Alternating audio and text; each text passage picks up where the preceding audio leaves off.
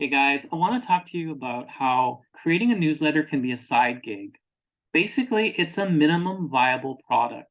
So, what does that mean? It doesn't take too much of your time. Let's look at the definition together of what a minimum viable product MVP is. An MVP is a version of a product with just enough features to be usable by early customers who could then provide feedback for future product development. So when you're building a newsletter, you're actually building a private network community. So you can think about anything you know about or anything you want to learn about or any community that you belong to, anything people are actually searching for. So you can create a newsletter as a niche, as a side gig, and just keep doing it, maybe on a weekly basis, maybe even less often. It doesn't have to be a big time commitment. Because it takes many months to scale, you can just give a few hours a week to it on the side, like a side gig, and you're basically participating in the creator economy. You're basically participating in community development.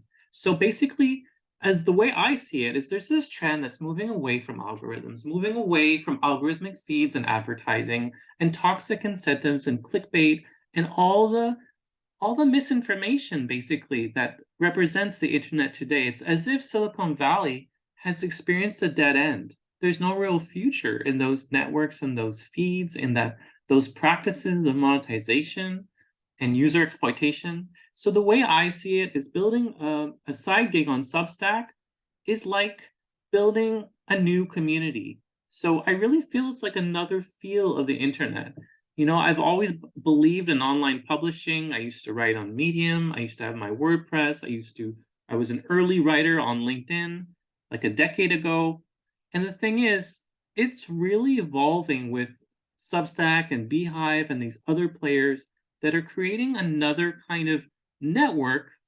And it starts with the email, but it could be anything, right? It could be a landing page for your community. It could be your courses on Thinkific or LinkedIn Learning or another course platform. It could all tie in together with different streams of revenue.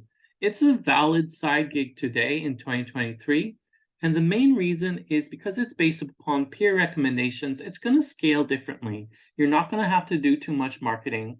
You're going to have to do more networking with other creators in the same niche. So think of a few topics that intersect, which are the pillars of your newsletter side gig, right? So maybe I write about how artificial intelligence is impacting the developing world, right? So there's not going to be that many newsletters on AI in Africa, in Asia, in all these places that are going to jump on this AI wave and actually do pretty well in the 2020s and the 2030s because their demographics are younger, right? India, Nigeria, Brazil, Indonesia.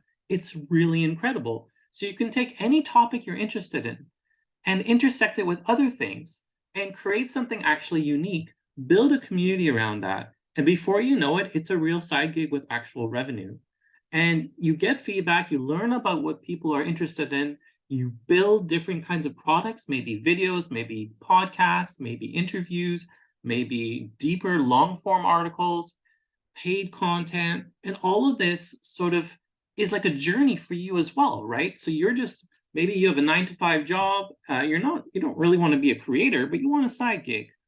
And you've seen people, maybe you know people that have actually scaled minimum viable products like newsletters into other events, right? It could be in real life events. It could be all sorts of revenue streams that you don't initially think are possible. So it's not just the paid subscriptions you're going after, it's all the other things. It's how everything intersects and compounds.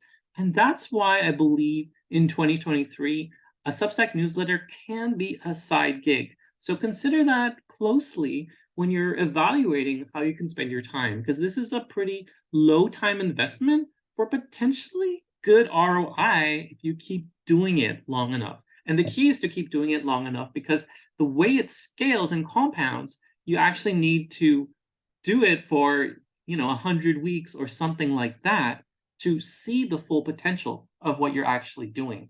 So it's a side gig that's more of a labor of love, but if you're really good at it, it can become your full-time job.